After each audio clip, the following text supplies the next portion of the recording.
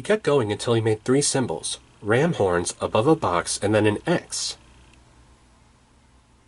"Open," Sadie murmured. Carter stared at her, because it sounded like she just translated the word. But that was impossible. Hieroglyphs are seriously hard to learn.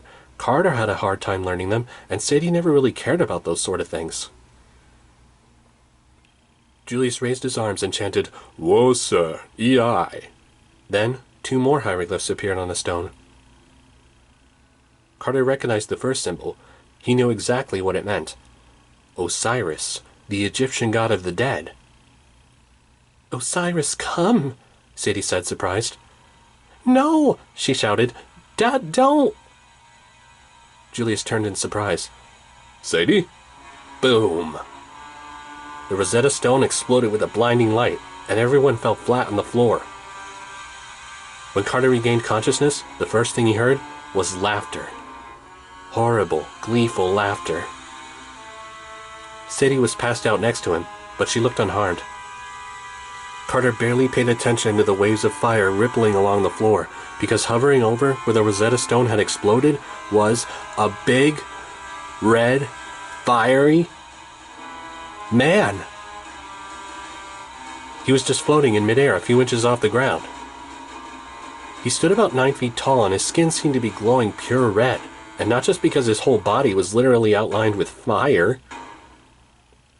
He had his back turned to Carter and was face to face with Julius. "Well, well, well," the man's voice echoed. "Well done, Julius." "You were not summoned here." Julius trembled. "No one's ever foolish enough to summon me, Julius," the red man chuckled. "But when you open a door, you must be prepared for guests to enter." "Back to the do-what," Julius roared. He held up the boar's tusk, but the fiery man flicked it out of his hand, making it shatter to dust. "Your Patreon god was never any match for me." Carter couldn't make sense of anything he saw, but he just knew he had to help his dad. Then his dad shot him a silent look that told him, "Run." Carter realized he was intentionally keeping the fiery man's back to them as a way to give Carter and Sadie a chance to escape unnoticed. Carter managed to sit her up, and she opened her eyes. She almost screamed, but Carter covered her mouth. "How many did I release?" Julius asked.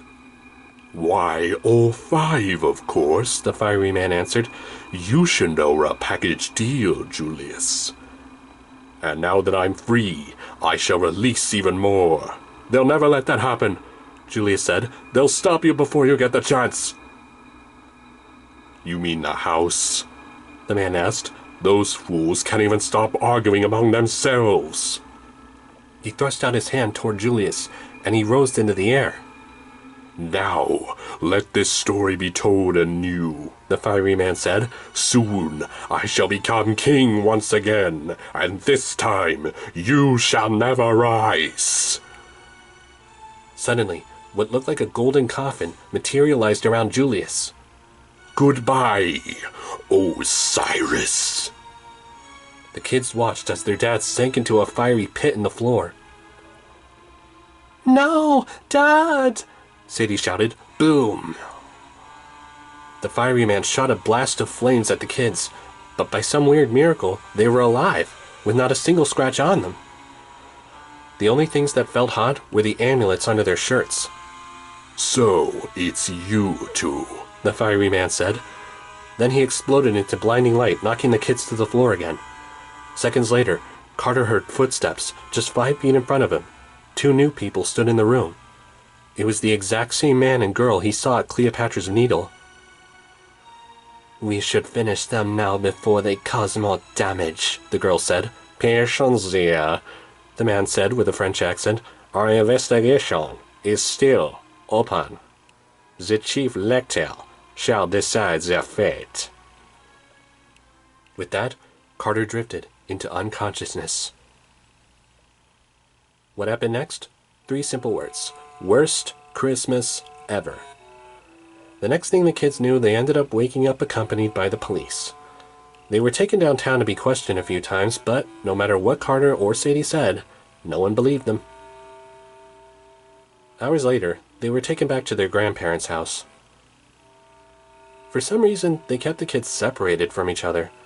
While Carter sat downstairs with his grandparents, Sadie was asked to wait upstairs in her bedroom. There was an officer standing just outside her door, and Sadie wasn't allowed to come out, not even to use the loo. Her room wasn't much. In fact, it was really just the attic space. Yep, the flat was that small. Their grandparents had been living in the same flat years before Sadie ever moved in, and it was really designed to be a single person's home, but what are you going to do? There was just her bed, a dresser, a chest for her more personal belongings, and a desk to do her homework. There was also the family portrait Sadie kept on the dresser, the last picture of her with Carter and their parents before whatever it was that happened to her mother. Sadie also had her pet cat, Muffin, which her dad had given her, coincidentally, just after Mom died. For some reason, Muffin never seemed to get bigger or any older, but Sadie didn't pay much attention to that. While she stood there, she looked at the necklace from her father, which looked a bit like a stick figure or maybe some kind of retro robot. She wasn't sure why her father had asked if she still had it. Thinking back to the whole museum incident, Sadie felt frightened and horrified. It was also weird how her dad had said earlier, "If things go as planned tonight, I promise I'll make everything right again, for all of us." But she wondered what could that have had to do with the Rosetta Stone, and how could Dad have made things right by blowing it up? Then the officer walked in and asked her to come downstairs. Chief Inspector Williams had just finished talking with Carter. Surprisingly, Carter somehow still had his father's work bag, which should have been evidence, but the officers didn't seem to notice or even care. The inspector asked Sadie if she could explain the situation from her point of view. As she explained everything from getting picked up to getting knocked out, she could already tell the inspector did not believe a word. As she kept going, his eyebrow kept getting so high it looked higher than normal. "Well, Sadie," he said, "I'm sure you just want to protect your father's reputation, but considering what he had caused at the museum, we must figure out why. We've made some calls to his associates, and we understand how he's been behaving more erratic since your mother's death, spending more time in Egypt and becoming more obsessive." "He's a bloody Egyptologist," Sadie argued. "You should be looking for him, not asking stupid questions." "Sadie," he said. She could hear in his voice that he was resisting the urge to strangle her. "There are extremist groups in Egypt that object to Egyptian artifacts being kept in other countries' museums. These people might have approached your father. Perhaps in this case your father became an easy target for them. They may have their own suspicions." "Enough!" Sadie shouted. She wasn't sure what came over her. Have you ever had that moment where adults ask for the truth and still don't believe you even when you give it to them? Well, that was probably the main thing that set her off. Also, this man was being way too quick to judge her father.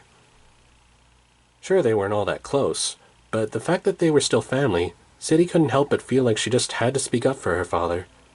"Look, I know what you're trying to convince me of, and you're wrong," Sadie said. "My dad is not crazy, he is not a criminal, he did not commit suicide, and he most certainly did not abandon us. Don't you get it? He was kidnapped." "Sadie, please, the inspector's only doing his job," Gran said. "Badly," Sadie said. "Now, no one really blames you for what happened, Sadie," the inspector said.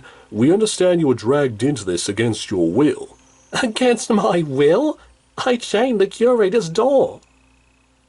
"Be that as it may, surely you didn't understand what your father meant to do. Possibly your brother was involved." She snorted. "Carter, please." "So you're determined to protect him as well. You consider him a proper brother." She wanted to smack him for that. "What's that supposed to mean? Because he doesn't look like me?" The inspector blinked. I only meant..." "Yes, I know exactly what you were trying to avoid saying. Of course he's my brother." The inspector held up his hands apologetically, but Sadie could still see the embarrassment on his face. As much as Carter annoyed Sadie, she hated it when people just assumed they weren't related, or looked at their father and suddenly realized the three of them were a family, as if they did something wrong. Stupid racist Dr. Martin. Stupid judgmental Inspector Williams, Sadie thought. It happened every time she, Carter, and Dad were together. Honestly, what was this, the 90s? I'm sorry, Sadie, the inspector said. I really just want to make sure we separate the innocent from the guilty. It will go much easier for everyone if you cooperate. Any information, anything your father said, or people he might have mentioned... Sadie wasn't sure how long it had been, but she just noticed out the window the same man who argued with her dad earlier seemed to be watching them from across the street. "Amos," she blurted out, just to see his reaction. "He met a man named Amos." Sorry, Sadie, but that's impossible, the inspector said. We spoke with Amos not 1 hour ago on the phone from his house in New York. "He isn't in New York," she insisted. "He's right—" She pointed at the window, but Amos was gone. Typical, Sadie thought. "I mean, he was here just before we drove off to the museum. Who is he, anyway? One of Dad's colleagues? How did you even know to call him?" Please, Sadie, this acting must stop. "Acting?" We've already heard the same story from Carter. I didn't want to upset you, but he told us everything. He understands there's no point protecting your father, and you might as well help us, and there will be no charges against you. "You shouldn't lie to children," Sadie yelled. The inspector didn't even look embarrassed for a second. He turned to Gran and Gramps and said, Well, Mr. and Mrs. Faust, looks like we have 2 uncooperative children. "They're just children," Gran said. "Surely you can't blame them." "This is ridiculous, Inspector. They can't be responsible," Gramps said.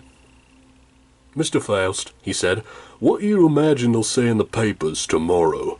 British Museum attacked, Rosetta Stone destroyed, your son-in-law... "Former son-in-law, mind you," Gramps corrected. Was most likely vaporized in the explosion, or he ran off. Either way, he still left your grandchildren to deal with the consequences. "I already told you he did not run off," Sadie argued. "He sank through the floor, just as we saw, and Carter and I weren't the only ones there." We can charge you, the inspector said. We can, and we will, and... He froze and blinked several times as if he'd forgotten what he was doing. Inspector?" Gramps asked. Yes, the inspector said. Then he reached into his pocket and took out 2 American passports. I'm so sorry it took me this long, the inspector announced, but you'll have no choice but to be deported. You are to leave the country within 24 hours. If we need to question you further, you'll be contacted through the FBI. Carter's mouth fell open. He looked at Sadie, and they both knew they weren't imagining this. The inspector had completely changed direction. Sadie was so sure he was just about to put them under arrest. "Wait a minute," Carter said. "My father's missing and you just want me to leave?" Your father's either dead or a fugitive, son, the inspector said. Deportation is the kindest option. It's already been arranged. "With whom?" Gramps demanded. "Who authorized this?" Why, with me, of course, a voice at the door said. The whole family dropped their jaws as they looked toward the front door. It was Amos. They thought the inspector would say something, but instead, he and the officers just walked right past them and into the night, like he wasn't even there.